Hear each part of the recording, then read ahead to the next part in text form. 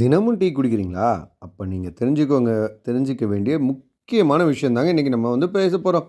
தினமும் டீ குடிக்கிறவர்கள் என்றால் உங்களுக்கான முக்கிய எச்சரிக்கை தான் இது.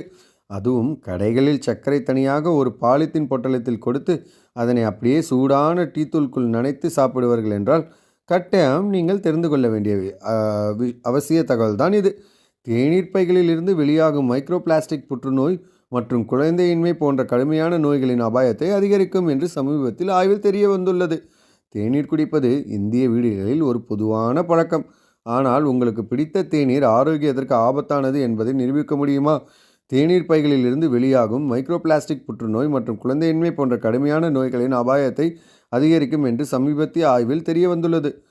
பார்சிலோனாவின் தன்னாட்சி பல்கலைக்கழக விஞ்ஞானிகள் தேநீர் பைகளை வெந்நீரில் மூழ்கடிக்கும் போது கோடிக்கணக்கான மைக்ரோ பிளாஸ்டிக்குகள் வெளியேறுவதாக ஆய்வில் ஒன்றில் கண்டறிந்துள்ளனர். இந்த சிறிய பிளாஸ்டிக் துகள்கள் மனித உடலில் நுழைந்து கடுமையான உடல்நல பிரச்சனைகளை ஏற்படுத்தும்.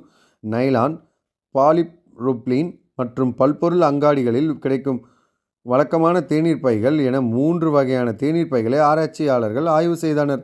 இந்த தேநீர் பைகள் 95 டிகிரி செல்சியஸ் தண்ணீரில் போடப்படும். ஒரு மில்லிமீட்டருக்கு 1.2 பில்லியன், அதாவது 1.2 பில்லியன் மைக்ரோ பிளாஸ்டிக்கை வெளியிடுவதை கண்டுபிடித்தனர். இதனால் பாலிப்ரோபிலின் தேநீர் பைகள் மிகவும் ஆபத்தானவை என்று கண்டறியப்பட்டது. இதேபோல் நைலான் தேநீர் பைகள் ஒரு மில்லிமீட்டருக்கு 8.18 மில்லியன் மைக்ரோ பிளாஸ்டிக்கை வெளியிட்டன. இப்படி வெளியாகும் மைக்ரோ பிளாஸ்டிக்குகள் உடலின் உள்ள உறுப்புகளில் சேரும் என்று ஆராய்ச்சி கண்டறியப்பட்டுள்ளது. இந்த துகள்கள் குடல் சுவர்களை சேதப்படுத்தி செல்களுக்குள் நுழைந்து டிஎன்ஏவை பாதிக்கும். இந்த துகள்கள் புற்றுநோய், மலட்டுத்தன்மை மற்றும் பெருங்குடல் நோய்களை ஏற்படுத்தும் என்று விஞ்ஞானிகள் எச்சரித்துள்ளனர். சீனாவில் நடத்தப்பட்ட ஆய்வில் மைக்ரோ பிளாஸ்டிக் கொண்ட உணவுகள் குடலின் பாதுகாப்பு அடுக்கை பலவீனப்படுத்தலாம், மற்ற புற்றுநோய்கள் செல்கள் பரவுவதை துரிதப்படுத்தலாம். இது தவிர மைக்ரோ பிளாஸ்டிக் ஆண்களின் விந்தணுக்களை பாதிக்கிறது, அவர்களின் ஏக்கத்தை குறைக்கிறது என தெரிவித்துள்ளது. பிளாஸ்டிக் சுகாதார கவுன்சிலின் இணை நிறுவனர் மரியா போஸ் கூறுகையில், பிளாஸ்டிக்கின் ஆபத்து குறித்து விஞ்ஞானிகள் பலமுறை எச்சரித்து வருகின்றனர். சர்வதேச சமூகம் இந்த திசையில் உடனடியாக நடவடிக்கை எடுக்க வேண்டும். தேநீர் தயாரிக்கும் போது பிளாஸ்டிக் தேநீர் பைகளுக்கு பதிலாக பாரம்பரிய தளர்வான தேநீரை பயன்படுத்தவும், கண்ணாடி அல்லது ஸ்டீல் பாத்திரங்களை பயன்படுத்தவும் என நிபுணர்கள் பரிந்துரைக்கின்றனர்.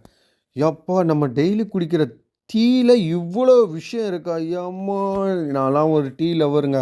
எனக்கெலாம் இனிமேட்டு இந்த டீயை குடிக்கும்போது இது தாங்க எனக்கு பயங்கரமாக தோணும்.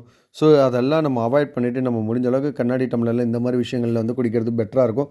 என்னடா இவன் அதுக்காக டீயே குடிக்க மாட்டேன்னு சொல்லுவான்னு பார்த்தா இப்படி சொல்லிட்டானேன்னு பார்க்குறீங்களா? எஸ்ங்க, டீங்கிறது நம்ம வாழ்க்கையில் ஒரு அன்றாட ஒரு விஷயமாயிடுச்சு.